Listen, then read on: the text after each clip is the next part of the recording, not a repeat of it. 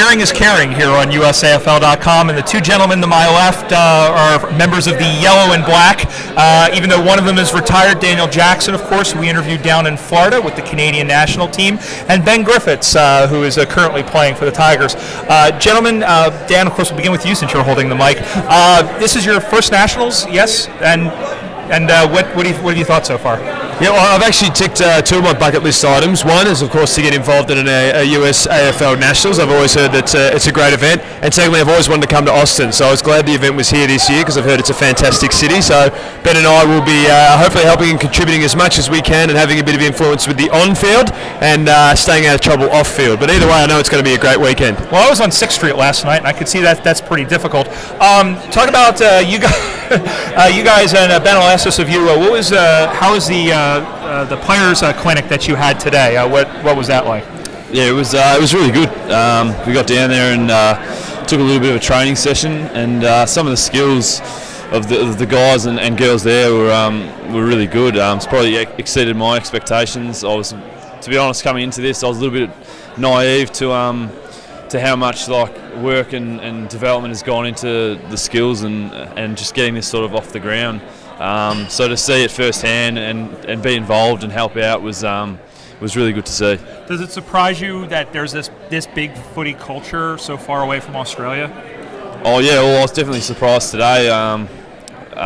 Pleasantly surprised though. I suppose, yeah, like I said, I was a little bit naive and come and seen it. It's really great to see a game that we grew up loving back home in Australia starting to get traction and take off. And Dan, I know that you've been involved and you've seen some of the previously. I know you'd worked with the Steelheads and a couple of the other teams as well. What do you think is the most, I think, important thing to really sort of grow out of things like this? Because obviously things are growing more and more. But what's the most important thing that they can learn from events like this? It was interesting today. We did I guess it was a bit of an open shared forum and on leadership and a whole lot of other stuff. And something that I realised today that I've taken for granted, and I think a lot of Australians would have, is that in Australia and especially in the football club culture, it is about the club being kind of like your family, and everything you do, whether it's going out after a game, whether it's fundraising. There are guys that never put on a pair of boots that are so pivotal to the on-field success of footy teams back home that never quite get that recognition because it's just taken for granted that that's what Australian footy clubs are about. And now that I'm living in Toronto and I spent a lot of time in the US with a few of these teams and hearing the comments today, it's different here. After you finish college sport, if you're fortunate enough to play at that high level, you play socially and you pay a few dollars and you'll join up with your best friends and you'll join the soccer team or the frisbee team, whatever, and you have drinks afterwards, and after that you leave. But there's no real onus on anyone to actually have to do much because the league is run and they make their money and so forth.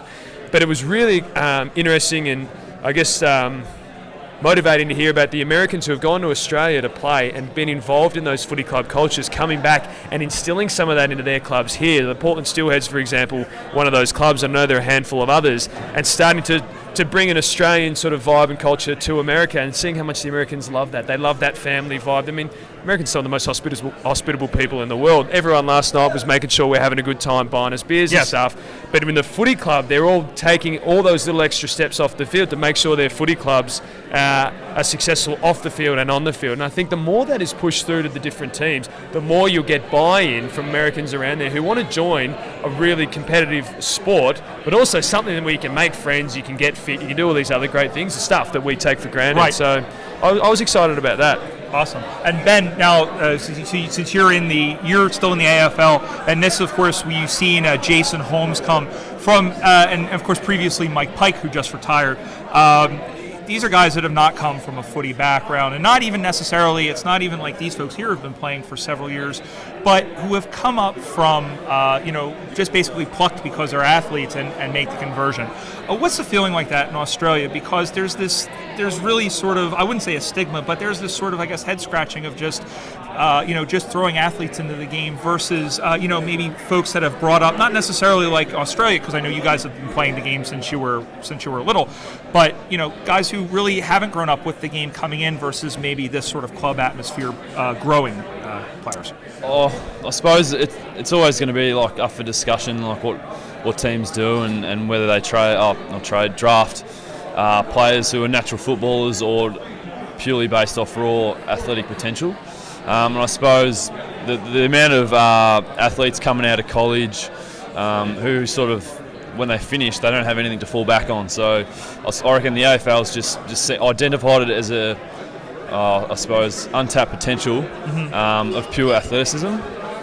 So if it pays off, and it's great for the game either way, like especially back here in the US, like for the development and that sort of stuff. Any sort of exposure from an American athlete making it in Australia is great. So I think it's fantastic. They're a little bit raw, but I suppose they've come from an elite environment, being at a college, so they know how to work hard and stick to the task. So I reckon it's great. Yeah. Gotcha. Well, last question before I let you go from both of you, and Ben, we'll start with you.